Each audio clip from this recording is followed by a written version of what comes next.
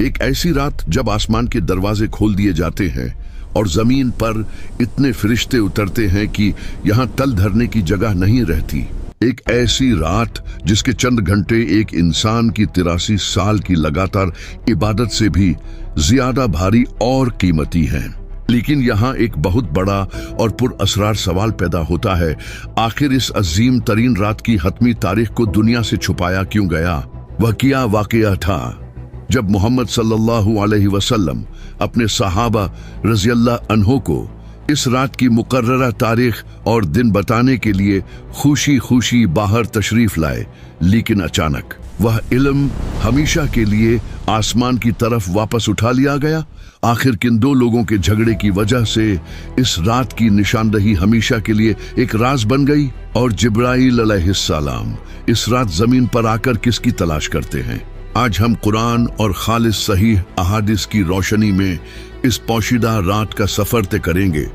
ہم جانیں گے کہ جب کروڑوں فرشتے زمین پر آتے ہیں تو کیا ہوتا ہے، اگلے پورے سال کی تقدیر، زندگی اور موت کے فیصلے کس طرح لکھے جاتے ہیں، اور وہ کون سی 100% سچی نشانیاں ہیں جن سے آپ خود اپنی آنکھوں سے اس رات کو پہچان سکتے ہیں۔ آج آپ لیلۃ القدر کے بارے میں وہ سچے حقائق اور تاریخ جاننے والے ہیں جو شاید آپ نے اس سے پہلے کبھی نہیں سنے ہوں گے۔ ایک دن ہمارے پیارے نبی محمد صلی اللہ علیہ وسلم کو پچھلی امتوں، خاص طور پر بنی اسرائیل کے لوگوں کی طویل عمریں دکھائی گئیں۔ جب آپ محمد صلی اللہ علیہ وسلم نے دیکھا کہ پچھلے زمانوں کے لوگ سینکڑوں سال زندہ رہتے تھے اور ان کی عمریں بہت لمبی ہوتی تھی، تو آپ کے مبارک دل میں ایک عجیب سی بے چینی، ایک گہری فکر پیدا ہوئی۔ آپ محمد صلی اللہ علیہ وسلم نے سوچا کہ میری امت کے لوگوں کی عمریں تو بہت مختصر ہوں گی، زیادہ تر 60 یا 70 سال کے درمیان۔ اگر میری امت کے لوگ اپنی ساری زندگی بھی اللہ کی عبادت میں گزار دیں، تب بھی وہ پچھلی امتوں کے لوگوں کے برابر نیکیاں اور درجات کیسے کما سکیں گے؟ پچھلے لوگوں نے تو کئی 100 سال سجدوں میں گزارے تھے۔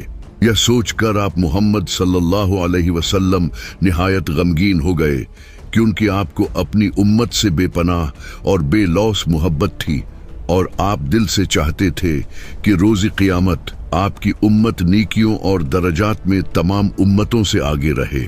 ایک اور مستند روایت میں آتا ہے کہ اب محمد صلی اللہ علیہ وسلم نے اپنے جان نثار صحابہ رضی اللہ عنہ کے سامنے بنی اسرائیل کے ایک خوش نصیب شخص کا ذکر کیا، جس نے 1000 مہینے یعنی لگ بھگ 83 سال تک اللہ کی راہ میں جہاد کیا تھا اور مسلسل عبادت میں مشغول رہا تھا۔ یہ سن کر تمام صحابہ رضی اللہ عنہ بھی بہت حیران ہوئے، اور انہیں بھی رشک آیا کہ کاش ہم بھی اتنی لمبی عمر پاتے اور اپنے رب کو اتنا زیادہ راضی کر سکتے۔ اس غم اور فکر کے عالم میں اللہ، جو اپنے حبیب محمد صلی اللہ علیہ وسلم کے دل کا ہر راز اور ہر دھڑکن خوب جانتا ہے، اس نے ایک ایسا عظیم تحفہ آسمان سے اتارا جس نے تاریخ کے دھارے کو موڑ دیا۔ جبرائیل علیہ السلام اللہ رب العزت کا خاص پیغام لے کر نازل ہوئے، اور وہ پیغام انسانی تاریخ کا سب سے بڑا انعام تھا۔